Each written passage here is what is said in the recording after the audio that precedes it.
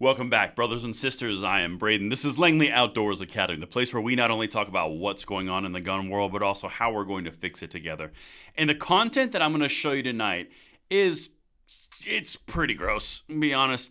Chris Murphy decided to get in front of his Twitter feed because he missed some limelight, apparently, and acquiesced to the gun control desires.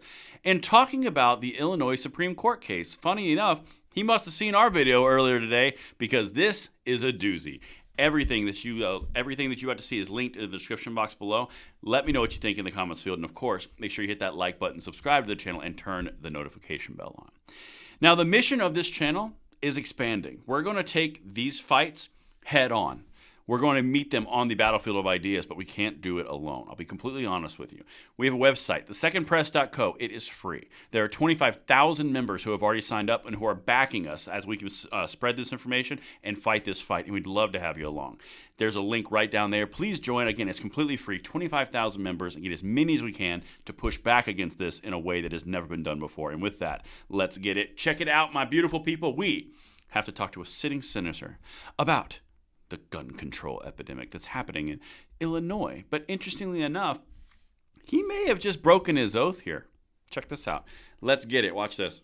So I've got some good news. On January 1st, a new law goes into effect in Illinois that significantly restricts the sale of high-capacity magazines and semi-automatic assault weapons. It's another state that has passed a law restricting access to these dangerous weapons, and it's going to save a lot of lives in Illinois. But it wasn't a foregone conclusion. The right wing, the gun rights groups, tried to bring a case before the federal district court, the Seventh Circuit, and then the Supreme Court to get an injunction instituted, stopping the law from going into effect. And both the Seventh Circuit and, interestingly and importantly, the Supreme Court declined to issue that injunction. The Seventh Circuit said that the restriction on assault weapons and high-capacity magazines was very much in keeping with legislation that's been passed all around the country. So much here. All right, so he clearly either we were on the same brainwave or he watched our video earlier. I'm not going to claim that. I'm just saying it's ironic that I did a video earlier highlighting the fact that 0.34% of the population of Illinois has actually registered anything, and the deadline is January 1, and he's over here touting a massive win when really no one's even listening. I find that ironic. The other thing here is when he's talking about the Supreme Court and the Seventh Circuit Court, he's praising the Seventh Circuit Court. But on the other end of the spectrum, when the Fifth Circuit Court comes out and says, yeah, no, y'all are gun-controlling psychopaths, no, they're way out of step with the population. It's just too bad. And after all, the Supreme Court may have just said that the laws that are in place in Illinois are in keeping with other legislation that's in other parts of the country. That doesn't matter at all. In fact, that's actually going to be the downfall when these things finally get accepted, because the tapestry of infringements that are happening in gun control zones, the more that they get correlating events and rulings, the more they're going to bring attention to it, which is going to attract the attention of the SCOTUS, of which they will take it up. He's sitting here saying the Supreme Court, although it's bad, did the right thing, and the Seventh Circuit, but that Fifth Circuit bad. I mean, they're playing games, guys. They are legitimately playing games, and we come this new year, we are going to fight this so hard. Oh, I'm looking forward to it. But that's the first clip out of 3. Let's get on to the next part. And this is the part where he may have actually broken his oath against the Constitution. Because again, he's sworn to uphold and defend the Constitution of the United States. He's couching gun control legislation across the United States as the rule of law, which is accepted by the SCOTUS. So therefore, because the legislation exists, the SCOTUS doesn't have a purpose. Check this out. This is some important stuff. I wish this Supreme Court just simply interpreted the law. But we all know that the conservative justices on that court are political figures. And some of them do have their finger up to test the political winds.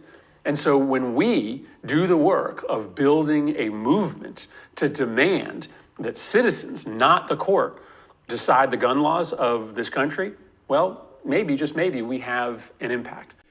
The citizens of the land decide the gun laws in the nation, not the court. Okay, breaking that down a little bit, that's pretty profound what he just said. Because he basically just said the court should do what the people want. That's the job of the legislature. The court is there to make sure that they don't overstep their bounds. It's a checks and balances system. Chris here doesn't seem to think that that's an important piece because the people should dictate what the Supreme Court does through legislation. The whole point is the court is there to put a check on that because all your little movement and your acolytes are infringing upon the Constitution. And he opens that entire point with, now I wish they just interpret the law. The law literally says shall not be infringed. And he wants them to interpret the law, but then the population and the citizens and their little movement should dictate what the Supreme Court does, even though that's not the way the system is set up. He's appealing to importance. He's appealing to unity and a movement. That's what he's trying to do. He's trying to build momentum for something that they told us they had won, and now all of a sudden they need to build momentum. This is a trend we've been seeing. But if you don't believe me about what I just said about the Supreme Court, listen to this last little nougat he drops. This is a doozy.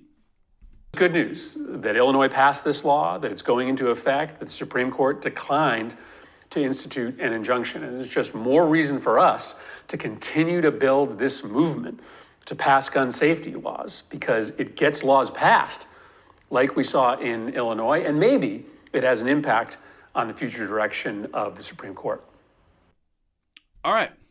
Maybe it has an impact on the future direction of the Supreme Court.